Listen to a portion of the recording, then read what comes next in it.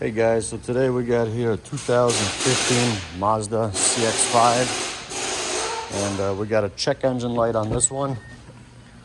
And when we scanned it, what we get is code P0442. So we got an evap leak in the evap system on it. So I'm gonna show you guys how to tackle this one and figure out what you need to do, what you need to check for, and replace it and get it all figured out. So this one will be the same pretty much for all the Mazdas, CX-5, CX-9, Mazda 5, Mazda 3.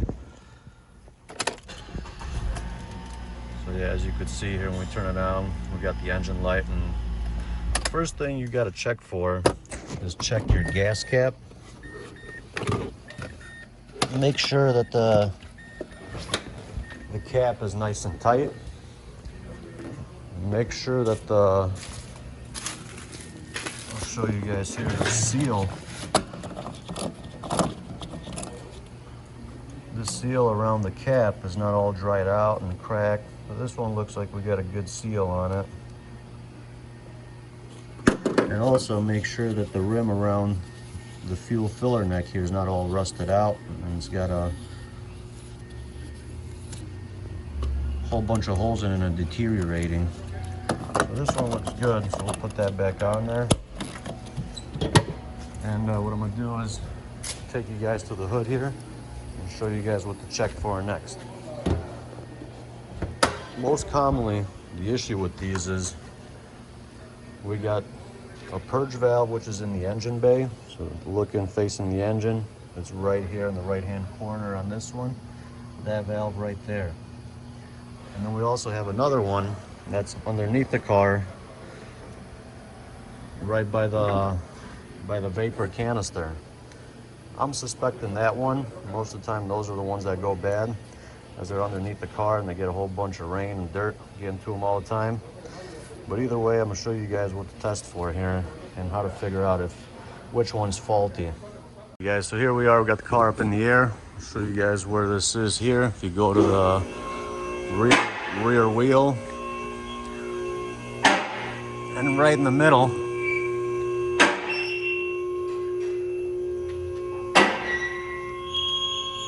that's your canister vent valve right there. And that's what controls the vapors from the canister, puts them back into the engine to reburn them. So you can see I got the connector taken off, and right here in the front I got a light bulb. And we're gonna test it to make sure that we got power going to it first before we test anything else out. Because if we don't have power, then we got something else going on. After we figure that out and we make sure we got power to it, you could see here, I got this hose disconnected from it. And I got a separate hose connected to it that comes back here. And when we activate that, we're gonna blow into here and see if we can still blow through the valve. If we can blow through the valve when it's closed and when it's open, both times, that means that our valve is not getting commanded to shut close. It was getting commanded, but it's not closing because the seals inside are broken. So here we are, we got our fancy computer, and we're gonna command the computer to open and close this valve. And you can see this light should light up after we command it. And there you go. On, off, on, off. So that's a good sign. So we are getting power that's coming to it. And another way you guys can test it, if your valve somewhat works, I'll plug that back in. You should actually hear it click when we command it on and off.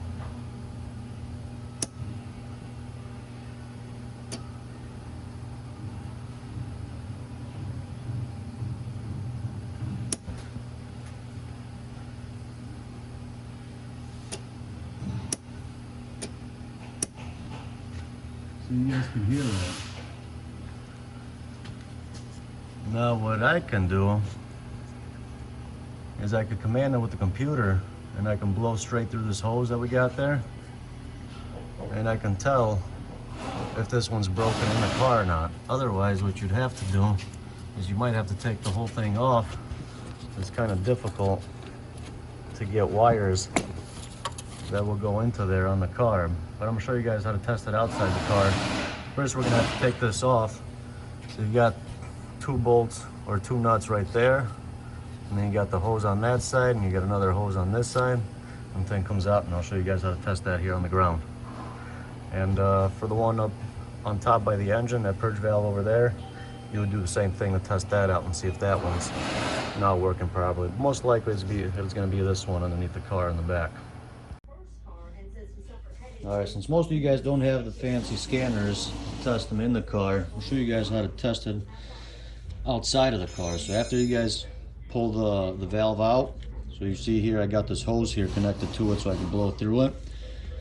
And you can see it right now, we don't have it connected to the battery, and we blow through it. It comes right out. So what you can do is connect 2 cables to the valve, to the solenoid itself, and then you're gonna have, it doesn't matter if you guys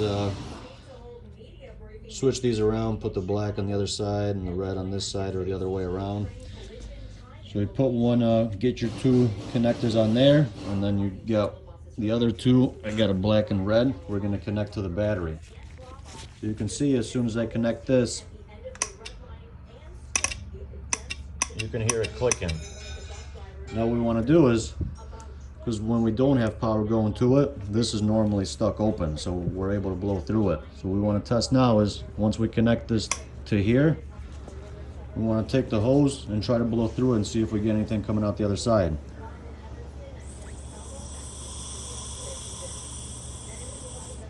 I don't know if you could hear that, but yeah, we're definitely getting air going through the other side. So the valve inside, it's broken up and the seals aren't sealing properly.